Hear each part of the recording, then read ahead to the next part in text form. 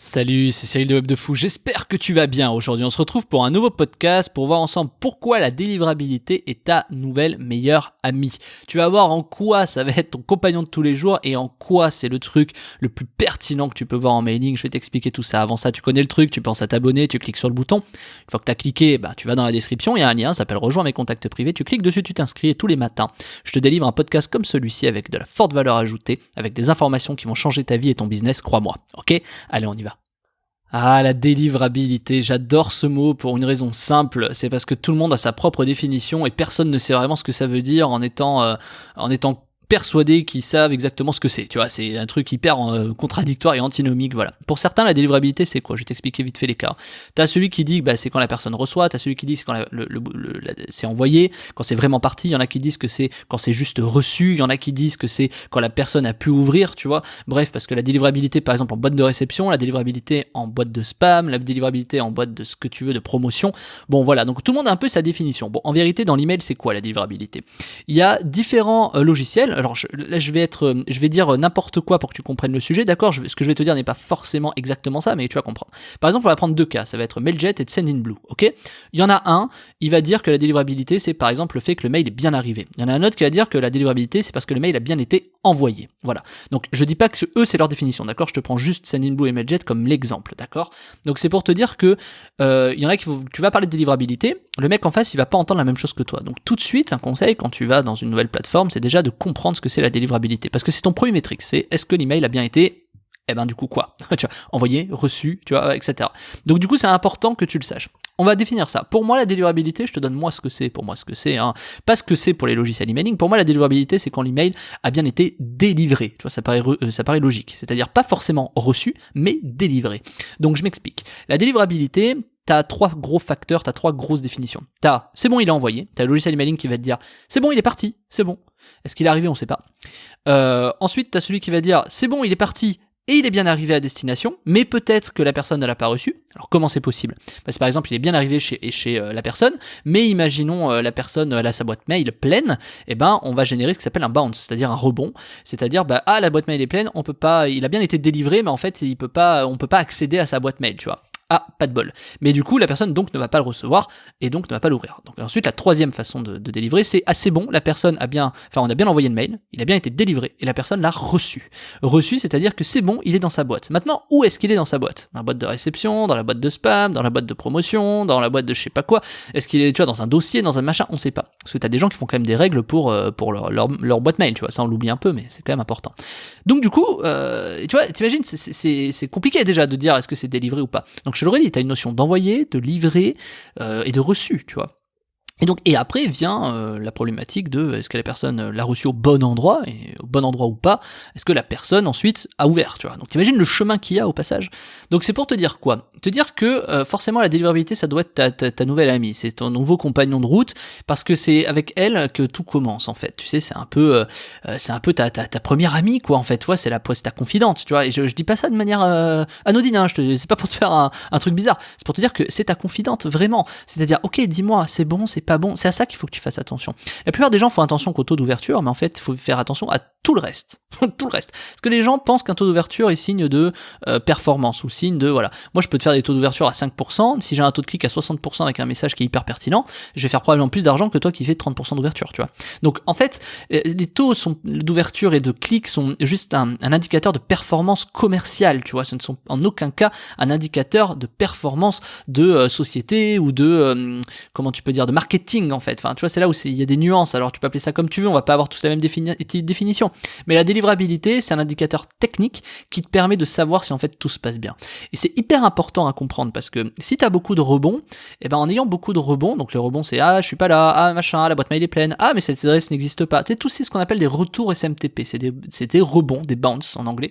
C'est il s'est passé quelque chose à l'arrivée quand le mail est arrivé, mais qu'est-ce qui s'est passé ? Ah tiens, là j'ai un message comme quoi la boîte mail est pleine, et tout ça c'est des retours SMTP, c'est des codes techniques en fait, c'est les 302, tu sais, comme quand tu ouvres une page et que tu as des erreurs genre 404, 301, c'est exactement la même chose dans le mailing, il y a des erreurs 505, machin, ok, retour bidule, c'est retour erreur permanente, par exemple, la boîte mail n'existe pas. Donc tu vois, il y a plein de retours comme ça qui sont traités. Et c'est comme ça qu'après, ça arrive dans tes, tu sais, comment ils appellent ça, dans tes rebonds, dans tes, mince, comment ils appellent ça sur les logiciels mailing, je sais plus. Enfin, nous, on appelle ça en gros des rebonds, quoi, des bounces, quoi. Donc c'est tout ce retour qui doit être traité. Et des fois, ces retours ne sont pas traités. Donc du coup, tu sais pas si, par exemple, je sais pas, si t'as déjà envoyé d'email, regarde ton logiciel email. Si t'as pas ça, déjà tu peux changer de routeur email pour une simple raison. C'est parce que du coup, tu ne sais pas si les mails sont vraiment arrivés ou pas, tu vois. Donc est-ce que ta délivrabilité est bonne? T'en sais rien. Et donc du coup, c'est un peu le souci, tu vois, c'est que tu te dis, mais ah ouais, non, mais en fait, quand tu commences à t'intéresser à ça, tu te rends compte qu'en fait, c'est ça le nerf de la guerre. Parce que c'est de toute façon la première ligne. C'est comme la première ligne de front, tu vois. Tu sais que ça va casser, mais c'est important que la première ligne elle aille au combat pour de toute façon derrière générer une stratégie.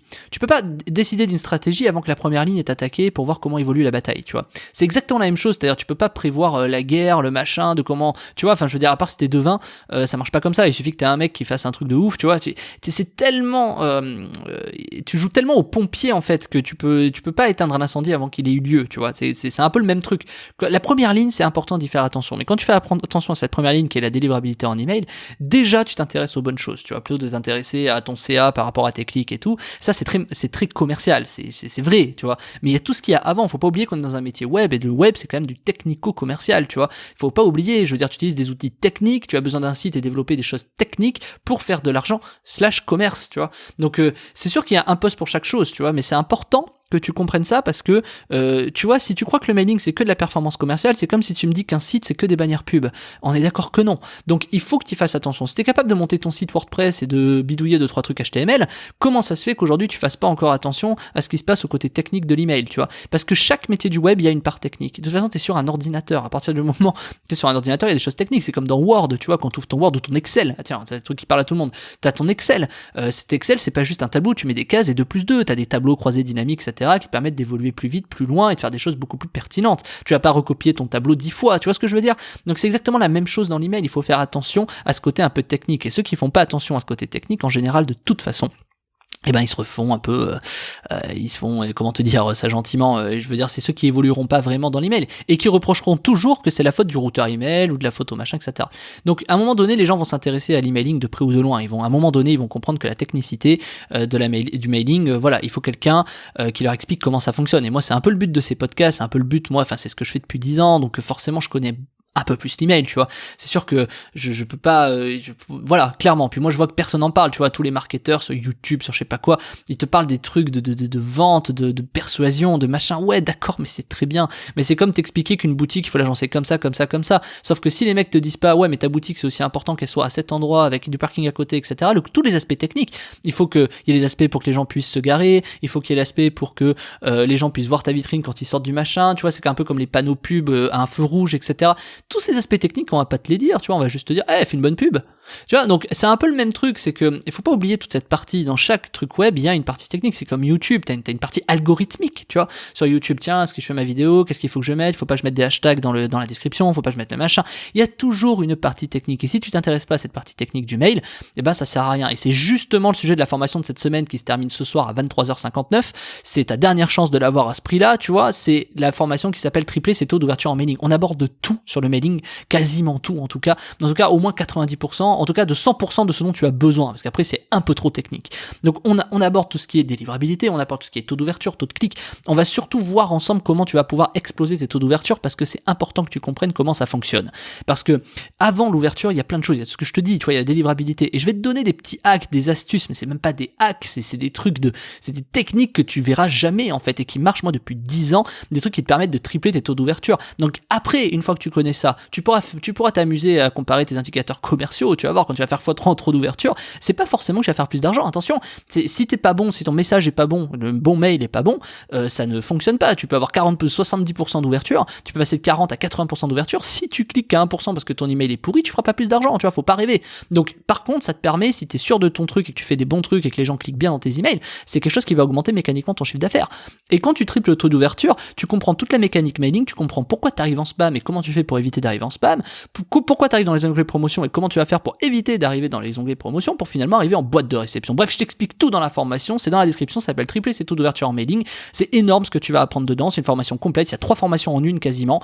Je n'ai pas voulu te la couper en 3 pour te faire payer 3 fois, comme je te l'ai déjà dit. Je voulais juste en faire une bonne, tu vois, une assez complète qui te permette de dire voilà tout le chemin du mailing et comment à chaque étape tu peux exploser tes scores. Et c'est comme ça qu'à la fin tu feras plus d'argent. Clairement, il n'y a pas de secret là-dessus. Et les gens peuvent te parler de ce qu'ils veulent en mailing, ce qu'ils veulent.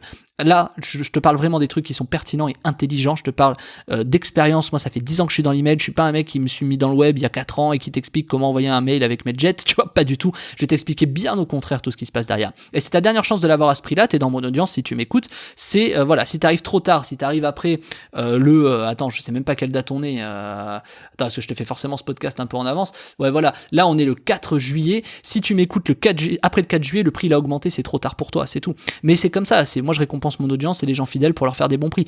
Après, le prix augmente, donc c'est ta dernière chance. Ce soir à 23h59, le prix il augmente, ok? Donc c'est ta dernière chance d'en profiter. Je te laisse, c'est dans la description, ça s'appelle Tripler ses taux d'ouverture en emailing et on se rejoint de l'autre côté. Et sinon, je te dis à demain pour une nouvelle semaine. Salut.